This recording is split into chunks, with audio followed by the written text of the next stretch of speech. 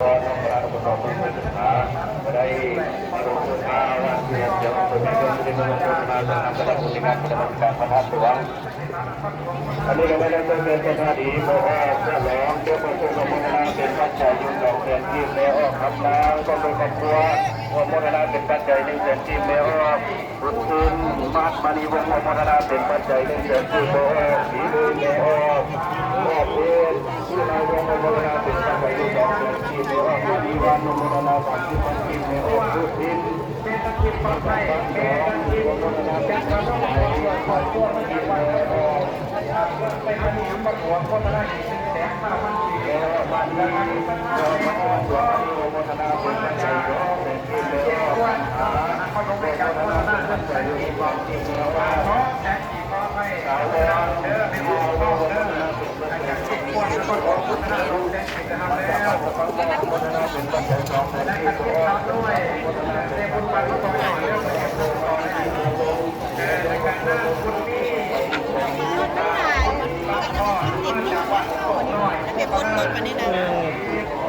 ดังการติดตามด้วยเจ้าภาพของวัดนาพิจิตเมโอวัดนาโรวัดนาโรคิวพุทธนาทีข้อต้องบริการของชมปีนี้ว่ามาแต่อนุโมทนาบุญของแสนจริงและบอกยันยังไม่ได้ต้องบอกไงว่าเลยกันถ้าตุ๊ก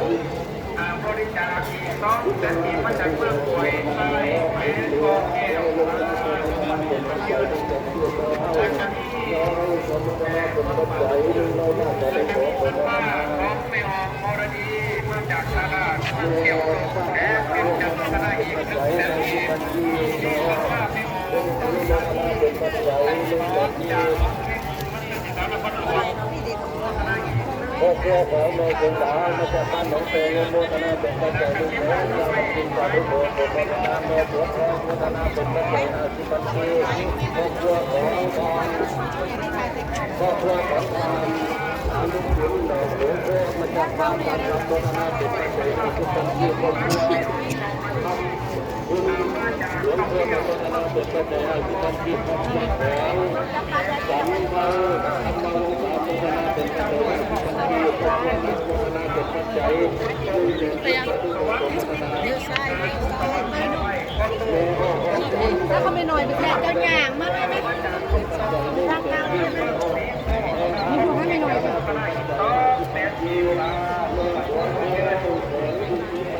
และการคิดตามด้วยท่านว่านั่งปกครองจากบ้านพุทธวันเมืองปากตั้งไว้บริการใต้ที่พันจิตและการคิดตามมันว่าเห็นทั้งห้าของเจ้าพ่อปากตั้งชมชื่อ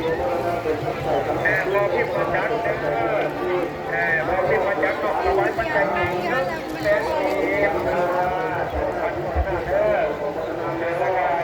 คิดตามด้วยท่านว่าร้องไม่ออกสมปองจากปากนั้นแฝงบริกรรมไปที่มันจิตและการคิดตามด้วยท่านว่าเป็นเอาวันไม่เอาพวกตะวันตกทางวัดไม่เอาพวกวัดจากของตะวันไม่ใช่ต้องมันเกิดการที่ทำด้วยท่านว่าโยมที่ดูหน้ามันจากตัวมันได้อันนั้นของพัฒนาที่มันเองนะเดี๋ยวจะต้องเป็นครอบครัวของสองแก้วมาจากบ้านที่โคตรทั้งหมดเป็นอย่างนี้นะเนาะแล้วและการที่ทำด้วยพัฒนาเมีที่ทำกิจกรรมจากบ้านที่โคตรนารักแก้วเรื่องเป็นตัวกับทั้งคนใช่ไหมการทำแก้วเมื่อคนใต้ไปพบแก้วมาแล้วก็เป็นการโมทนาเป็นปัจจัยเป็นที่ทำแล้วแก้วเป็นปัจจัยเป็นทำแล้วแต่การเป็นตัวตายครับทำเอาไปจำนวนปัจจัยแต่มาทางนี้และการติดตามด้วยดิวได้รูปและการติดตามด้วยมาจากโลกของการเพื่อสร้างเป็นพวกเราพัฒนาปัจจัย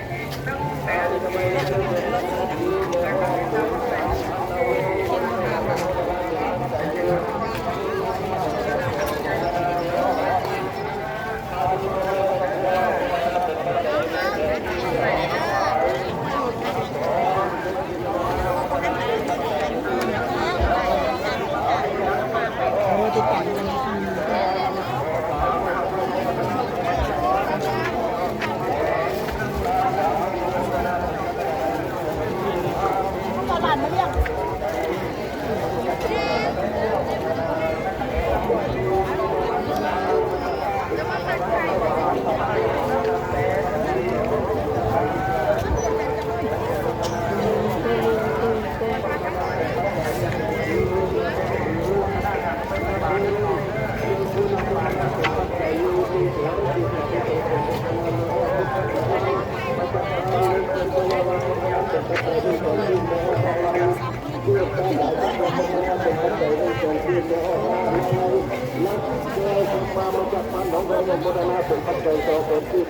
วันคำกนาวงมาจากบ้านหนองเรืองวัฒนาเป็นปัจจัยด้วยเต็มที่ขอเดี๋ยวนี้เดี๋ยวทำเพียงดูใจวัฒนาเป็นปัจจัยด้วยขอเต็มที่เดี๋ยวสุดที่วันขบวนมาจากบ้านวันเขาวัฒนาเป็นปัจจัยด้วยเต็มที่เดี๋ยวอายุ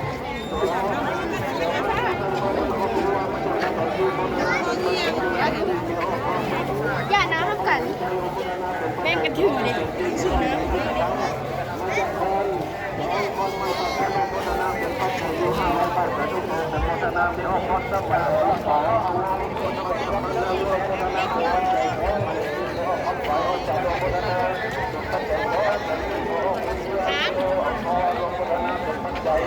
ไปจะละลาย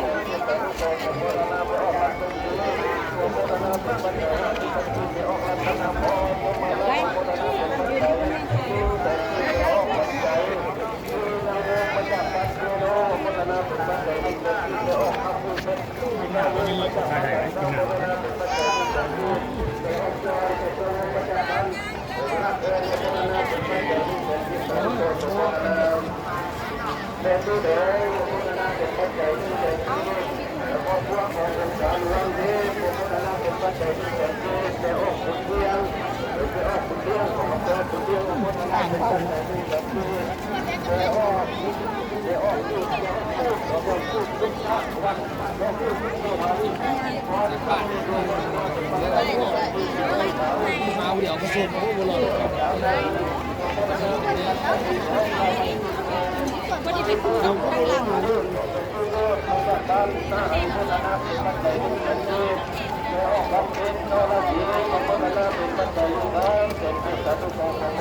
ันเป็นมันอยู่เด็กๆคนนี้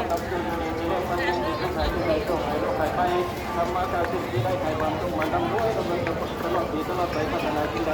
เราต้องให้ที่ด้านเสียงของตัวมันพัฒนาที่มีทุกประการโดยเดินอันนี้ก็ไม่ว่าเรื่องของพัฒนาดีเลยครับเราจะสมองเราจะยังบุรุษพัฒนาเป็นปัจจัยทุกมันคือเราเรื่องสวรรค์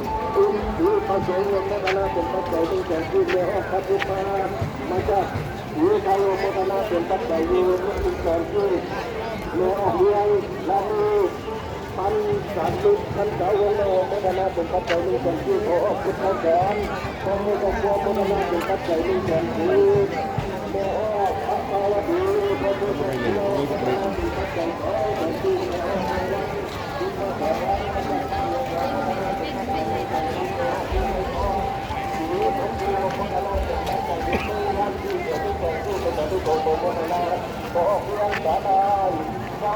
คุณใจโมทนาเป็นปัจจัยที่เกิดขึ้นในองค์การ